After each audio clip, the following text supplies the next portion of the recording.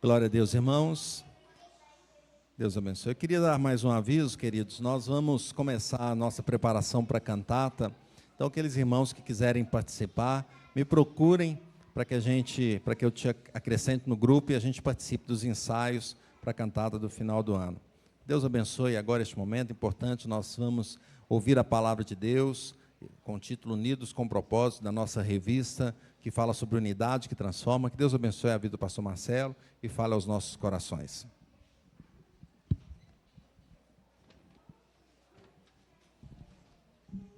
Irmãos, que esta manhã seja uma manhã bela para todos nós. Estamos na casa de Deus, na presença de Deus, para ouvirmos a palavra do Senhor.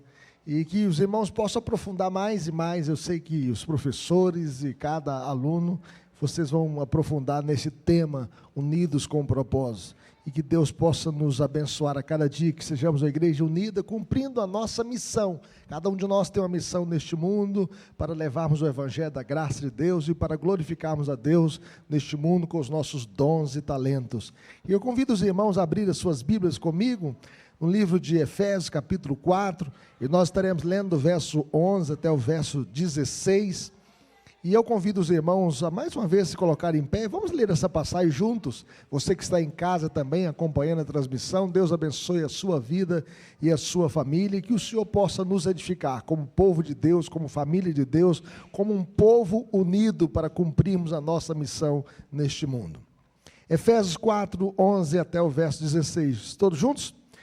E Ele mesmo concedeu uns para apóstolos, outros para profetas, outros para evangelistas e outros para pastores e mestres, com vistas ao aperfeiçoamento dos santos, para o desempenho do seu serviço, para a edificação do corpo de Cristo, até que todos cheguemos à unidade da fé e do pleno conhecimento do Filho de Deus, à perfeita varonilidade, à medida da estatura da plenitude de Cristo, para que não mais sejamos como meninos, agitados de um lado para o outro e levados ao redor por todo vento de doutrina, pela artimanha dos homens, pela astúcia com que induz ao erro, mas seguindo a verdade em amor, cresçamos em tudo naquele que é a cabeça, Cristo, de quem todo o corpo, bem ajustado e consolidado, pelo auxílio de toda a junta, segundo a justa cooperação de cada parte, efetua o seu próprio aumento para a edificação de si mesmo em amor. Oremos. Pai querido, fale conosco por meio da Tua palavra, edifica a nossa vida, Senhor, para que juntos possamos crescer no conhecimento de nosso Senhor e Salvador Jesus, e que possamos ver, ó Deus, esse movimento da fé, como o corpo vivo de Cristo neste mundo, ó Deus, espargimos a luz de Cristo e refletimos o seu amor, a sua graça, a sua bondade, o seu poder, a sua salvação, para que outras pessoas também sejam alcançadas com o amor de Cristo, com a salvação de Cristo, com o perdão de Cristo. Usa a nossa vida, Senhor, como canais de bênção em Tuas mãos, que o Teu Santo Espírito, ó Deus, possa soprar essas palavras em nossos corações e energizar as nossas vidas e transformar as nossas vidas e despertar as nossas vidas e avivar os nossos corações para melhor Te servir, no nome de Jesus, para a glória de Jesus. Amém. Podeis assentar, meu irmão. Há uma cena marcante no Antigo Testamento, quando Neemias convoca o povo de Deus para reconstruir os muros de Jerusalém. A cidade estava arrasada, ele estava montado no seu animal, ele não tinha como passar por causa da destruição que havia dentro da cidade. Os muros estavam derrubados, a cidade estava em ruínas, os inimigos zombavam do povo de Deus, e o trabalho era muito árduo. Mas o texto diz em Neemias 4:6 que assim edificamos o muro, porque o povo tinha ânimo para trabalhar. O povo estava animado, apesar da calamidade, apesar das ruínas, e os muros naquele tempo eram símbolo de proteção. Já pensou uma cidade sem o seu batalhão, sem a sua polícia? Naquele tempo, os muros eram a proteção da cidade, era como um batalhão na cidade, para proteger a cidade dos inimigos externos para que não pudessem invadir Jerusalém e destruí-la. Então eles precisavam reerguer os muros e fazer aquela grande obra para que houvesse segurança dentro da cidade de Jerusalém. E unidos em um mesmo propósito, o povo de Deus então ergueu o que estava caído, enfrentou a oposição e deu testemunho da fidelidade de Deus. Deus é fiel para suprir, para sustentar, para animar o seu povo para o trabalho. Séculos mais tarde, meus irmãos, o apóstolo Paulo, preso em Roma por causa da fé, mas sem perder a esperança, ele também chama a igreja para erguer algo, agora não muros de pedra, mas um corpo espiritual vivo, o corpo de Cristo, e corpo é movimento. As pessoas, que param, ficam deitadas, ficam, paralisadas, os membros do corpo param, e a gente perde a mobilidade, pode atrofiar. E nós precisamos deste corpo vivo de Cristo em movimento. E para isso, ele mostra que o Senhor deu à igreja dons e ministérios para o aperfeiçoamento dos santos, para a obra do ministério, para a edificação do corpo. Então, o propósito de Cristo não é apenas que cada cristão viva isoladamente uma fé pessoal, mas que todos os crentes, toda a igreja, todos os membros, possam crescer juntos, em maturidade, em verdade, em amor, até refletirmos plenamente a estatura da plenitude de Cristo, para que Cristo possa ser conhecido através da nossa vida. Nós vivemos, meus irmãos, dias em que a unidade da igreja é duramente testada, provada. Há divisões doutrinárias, preferências pessoais, rivalidades ministeriais, e muitas vezes a comunhão é substituída pela competição. O mundo precisa ver em nós aquilo que só o Espírito Santo pode produzir. A ação do Espírito Santo na nossa vida. Uma comunidade unida com um propósito santo. E qual o propósito? Glorificar a Deus por meio da maturidade e do amor cristão. Este amor que nos alcançou, que nos transformou, que nos constrange, que mudou o nosso interior, que escreveu uma nova história para cada um de nós. O que seria de nós se não fosse este grande amor de Cristo? E este texto de Efésios 4 nos lembra que a unidade da fé não é uniformidade, mas harmonia. O que significa? Unidade na diversidade, homens e mulheres. Pessoas que são diferentes culturas, diferentes nacionalidades, porque a igreja é universal, é para todos os povos, todas as nações, mas nós devemos estar unidos no mesmo propósito, a unidade na diversidade. Não é ausência de diferença, mas é presença do propósito. E assim como um corpo tem muitos membros e um só coração que pulsa, também a igreja tem diversos dons e um só Senhor que opera tudo em todos. O Senhor opera tudo em todos. Hoje, meus irmãos, nós somos chamados a olhar para a igreja não como um clube social, não como uma instituição humana, mas como um organismo vivo do qual Cristo é o cabeça, o Senhor da igreja, o dono da igreja, aquele que nos comprou com o seu próprio sangue, que nos selou com o seu próprio Espírito, com o Espírito Santo, e cada um de nós é uma parte essencial deste corpo. Você é importante no corpo de Cristo, cada membro, desde a menor criança até o mais velho.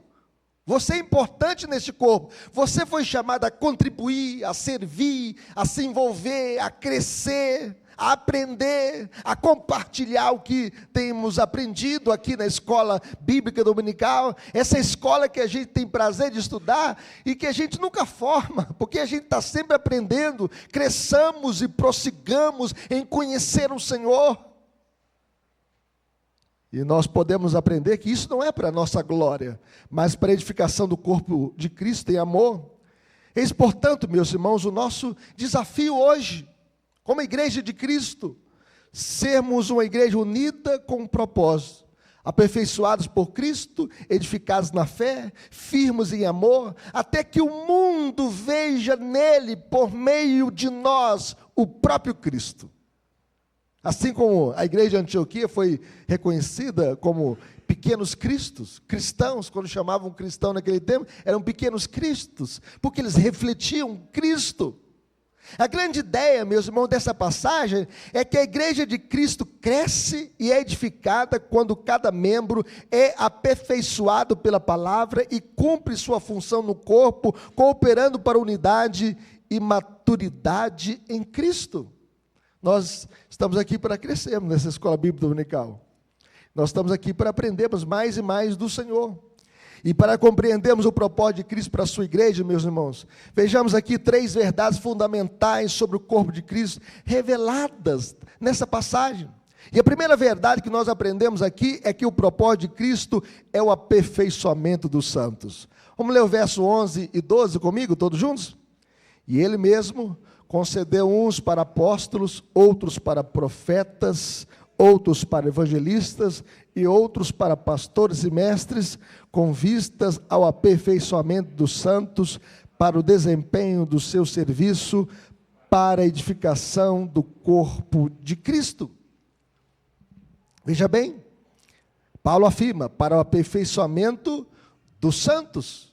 E o que é a palavra aperfeiçoar no grego? Significa ajustar o que está fora do lugar, como osso recolocado.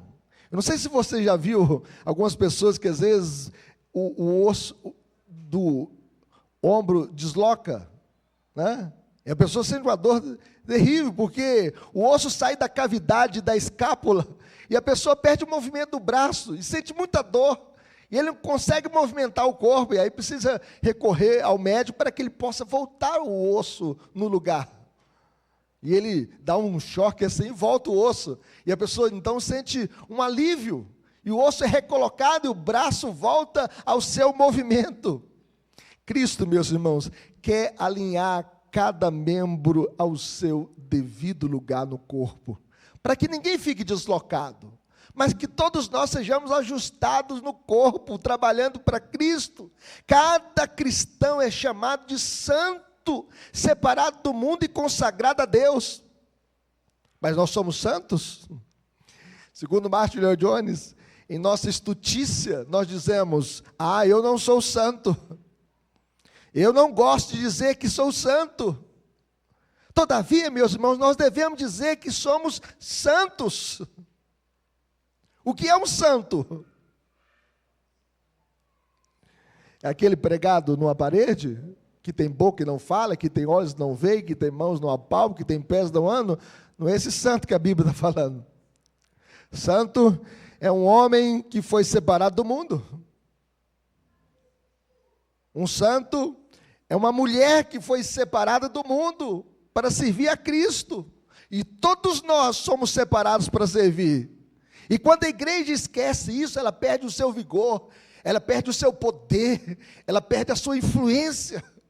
Nós somos separados para Deus. Outrora nós andávamos na escuridão, mas agora nós andamos na luz. Outrora nós estávamos perdidos, mas agora nós somos salvos em Cristo.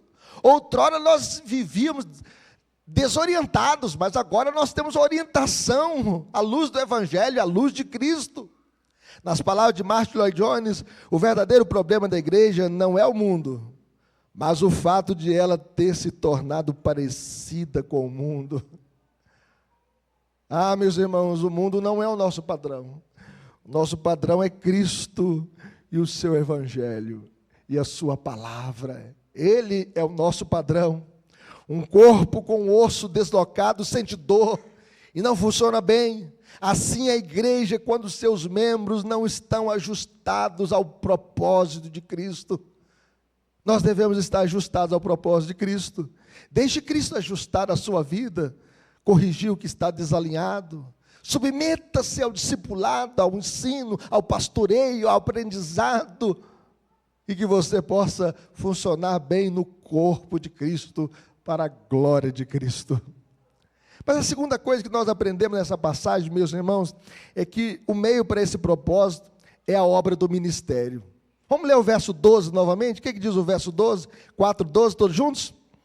Com vistas ao aperfeiçoamento dos santos, para o desempenho do seu serviço, para a edificação do corpo de Cristo. Para o desempenho do seu serviço. Na versão corrigida fala assim, para a obra do ministério. E o serviço aqui é o serviço da palavra. A obra do ministério. E esse ministério, meus irmãos, não é humano, mas é ordenado pelo próprio Cristo. O ministro é o dispenseiro dos mistérios de Deus. Nós estamos, então, na dispensa de Cristo, distribuindo o alimento de Cristo, a palavra de Cristo, a verdade de Cristo. E a função do ministério não é agradar, mas é edificar. Nós estamos aqui para fazer a nossa própria vontade. Nós estamos aqui para fazer a vontade de Cristo. A igreja não é um circo, meus irmãos. A igreja não existe para entreter, mas para alimentar o povo de Deus com a sua palavra. Alimentar o povo de Deus espiritualmente. O apóstolo Paulo disse aos presbíteros da igreja de Éfeso, na sua despedida, quando ele passou ali em Mileto, ele mandou chamar os presbíteros de Éfeso, e eles foram então a Mileto. Paulo estava despedindo, não veria mais os irmãos, não voltaria mais naquela igreja. Ele ficou naquela igreja 3 anos pregando a palavra de Deus, edificando a igreja de Éfeso. E ele chega a dizer em Atos 20:32, agora, pois, encomendo-vos ao Senhor e a palavra da sua graça, que tem poder para vos edificar, e da herança entre todos os que são santificados. A palavra de Deus, meus irmãos, é poderosa para edificar. Segundo Martin Lloyd Jones, nada senão a palavra pura e não adulterada edifica. O apóstolo Pedro diz o seguinte, desejai ardentemente como crianças recém-nascidas o genuíno leite espiritual, para que por ele vos seja dado crescimento para a salvação. A palavra de Deus não pode ser atualizada segundo a norma do mundo. A palavra de Deus não pode ser adulterada. A palavra de Deus tem que ser pregada na sua pureza, na sua inteireza, na sua plenitude. A palavra de Deus é pura e nos edifica. Assim como o leite, meus irmãos, o leite não pode ser adulterado. O texto fala que como genuíno leite espiritual. Papai tinha um vizinho na propriedade dele que ele gostava de adulterar o leite. Ele colocava água no leite. Já viram isso? Se você coloca água no leite, você está adulterando o leite, né? Aí um dia, né, naquele tempo, levava-se os tambores de leite, né? Aí ele virou 50 litros de leite. Quando virou assim, saiu um lambari do meio do leite. Ele tinha pegado água ali do córrego e jogou no leite. Aí quando viraram o leite, saiu o lambari. O leite estava adulterado. Isso é crime. É falsificar o produto. De igual forma, o evangelho não pode ser adulterado, não pode ser falsificado. Tem que ser pregado na sua inteireza. Assim como a criança precisa de uma dieta, meus irmãos, equilibrada para crescer, a igreja precisa de doutrina sólida, exortação, correção e instrução. Um púlpito que serve uma comida espiritual leve produz crentes frágeis. Conta-se que certa vez perguntaram a John Knox se ele temia pregar palavras duras diante da rainha Maria Turdo, Maria chamada sanguinária, a Maria da Escócia. Registra-se a história que Maria Turdo, ela tinha mais medo das orações de John Knox do que dos canhões do exército da Escócia. E ele então respondeu, dizendo para essa pessoa que perguntou se ele tinha medo de Maria Turdo e de pregar palavras duras, e ele diz, eu temo mais a desobediência a Deus do que o rosto de qualquer homem. Ele temia desobedecer a Deus, meus irmãos. Nós precisamos hoje de pregadores com essa coragem, de igrejas com humildade para ouvir, pois quando o púlpito se curva ao banco, a igreja morre, mas quando o púlpito se curva a Cristo, a igreja vive. A igreja vive. O evangelho que não confronta o pecado não é evangelho. O evangelho tem que nos confrontar para que possamos realinhar a nossa vida segundo a vontade de Deus. Por isso, valorize o ministério da palavra. Busque crescimento, não apenas emoção. E como igreja nós devemos buscar o avivamento da igreja por meio da palavra. Não se alimente de mensagens rasas, mas da verdade que transforma. Paulo advertiu a Timóteo dizendo o seguinte: virá tempo em que não suportarão a sã doutrina e se rodearão de mestres segundo as suas próprias cobiças.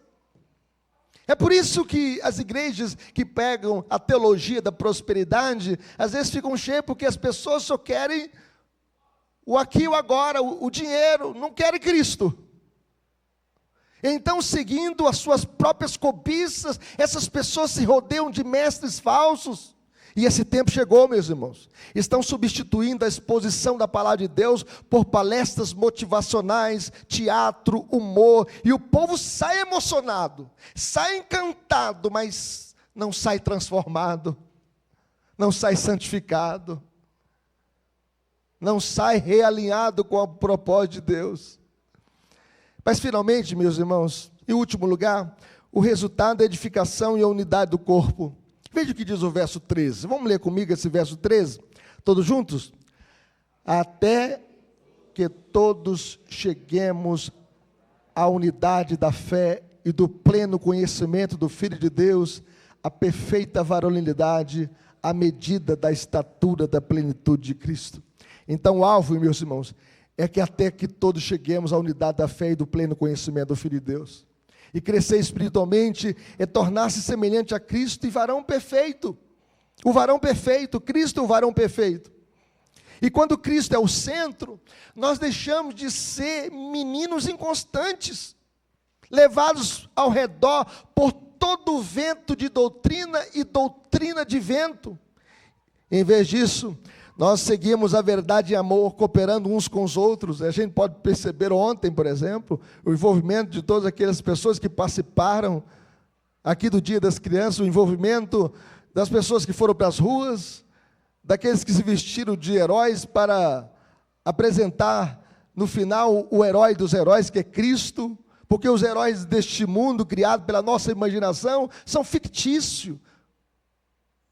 Mas Cristo é o verdadeiro herói, aquele que se encarnou, que habitou entre nós, cheio de graça e verdade, e vimos a sua glória, glória como do unigênito do Pai, aquele que ressuscitou no terceiro dia, aquele que vive e reina para todo sempre, aquele que morreu a pior morte, levando sobre si os nossos pecados. Então, cooperando uns com os outros, cada membro, meus irmãos, seguindo a justa cooperação de cada parte, contribui para o crescimento do corpo.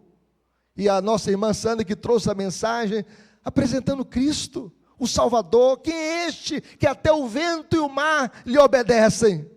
Então a igreja não cresce quando alguns trabalham muito, mas quando todos servem de acordo com o que receberam de Cristo. Imagine uma orquestra, imagine o ministério de louvor. Cada instrumento em sintonia produz harmonia. Mas se um instrumento tocar fora do tom, ele desafina, e o som fica confuso, não há harmonia. Assim é a igreja, meus irmãos, quando não há unidade espiritual, ela desafina, o tom fica confuso. Então sirva com o dom que Deus lhe deu. Não existe crente sem dom. Todo crente tem pelo menos um dom espiritual para servir a Cristo. Então edifique, não destrua, ame, coopere, fale a verdade com amor, sirva ao Senhor Jesus com seus dons e talentos, e Ele nos convoca dizendo, dando o seu maior exemplo: eu não vim para ser servido, mas para servir e dar a minha vida em resgate por muitos. Siga o exemplo de Jesus. Concluído, meus irmãos, a igreja é um corpo vivo, dirigido por Cristo, sua cabeça. Ele nos chamou, ajustou e nos colocou em posição para edificar e crescermos em amor. E quando cada membro cumpre o seu papel, a igreja reflete então a estatura de Cristo, a beleza de Cristo, o poder de Cristo. Por isso no versículo 15, o texto diz: antes, seguindo a verdade e amor, cresçamos em tudo naquele que é a cabeça, Cristo. Esse que é o nosso Salvador, Senhor, resgatador e transformador. Como viveremos, meus irmãos? Em primeiro lugar, viveremos buscando o aperfeiçoamento contínuo em Cristo. Cristo não nos chamou para o comodismo espiritual. Não seja preguiçoso na sua vida espiritual. Leia a sua Bíblia, ore ao Senhor, busque ao Senhor, busque o crescimento espiritual, cresça no conhecimento de Deus. Como viveremos? Viveremos servindo com os nossos dons, com os dons que nós recebemos. O corpo de Cristo cresce quando cada membro cumpre a sua função. Cada membro do corpo tem a sua função. Assim também o crente na igreja, cada crente tem a sua função no corpo de Cristo. Deus não nos chamou para sermos espectadores, Deus nos chamou para sermos servos de Cristo. E o nosso serviço, meus irmãos, não é apenas dentro das quatro paredes, mas em cada esfera da vida. Seja na sua empresa, seja no seu trabalho, seja na sua família, seja na comunidade, seja na praça, seja em qualquer lugar que você possa servir a Cristo com seus dons e talentos. Como viveremos? Viveremos com o coração centrado na palavra. Não abandone esse livro, não abandone a leitura bíblica. Tenha a sua vida centrada na palavra de Deus. A edificação da igreja depende da palavra de Deus pura e não adulterada. As igrejas que abraçaram o liberalismo estão fechando as suas portas, seja na Europa, seja nos Estados Unidos.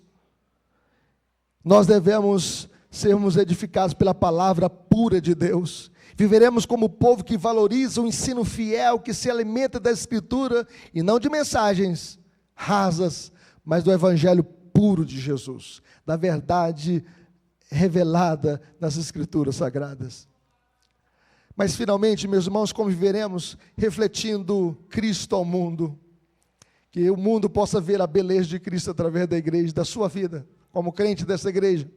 O propósito final da nossa união é que o mundo veja através de nós o próprio Cristo, que as pessoas possam ver em nós a beleza de Cristo. Uma igreja madura, amorosa, unida, é o maior testemunho ao mundo. E quando a igreja anda em amor, o mundo vê a luz de Cristo, vê a beleza de Cristo, vê a estatura da plenitude de Cristo. E que sejamos então esta igreja ajustada, edificada, unida, crescendo para a edificação do corpo em amor. Que Deus nos abençoe.